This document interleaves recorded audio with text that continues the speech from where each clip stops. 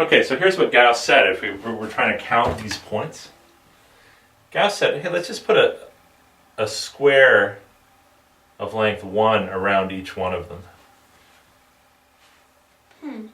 See that? So it goes distance half this way, distance half this way to make a square of length 1.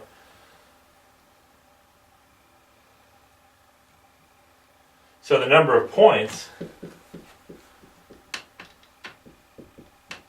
is about equal to the area. That's interesting.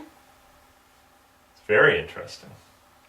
But it's also about equal to r of 0 plus r of 1 plus r of 2 plus all the way up to r of z. Okay? Yeah. All right. What's the area of a circle? It's pi r squared. Okay, and you remember this circle was x squared plus y squared equals z.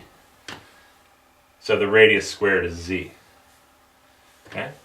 So Gauss, I'm going to skip some of the calculation details, but here's the amazing thing. Gauss found that r of 0 plus r of 1 plus all the way up to r of z should be approximately equal to pi times the radius squared, and the radius squared is z. Okay, but we were looking for the average value of this, so this thing divided by z. Okay, well, let's just divide by z. It equals pi. About. So Gauss proved that the average value of this, and I've skipped just some tiny calculation details, but because I just want to show you the result, and later on when we learn about analysis, I'll show you the calculation details. Gauss proved that this sum is about equal to pi for any finite value of z, and proved that it actually equals pi as z goes to infinity.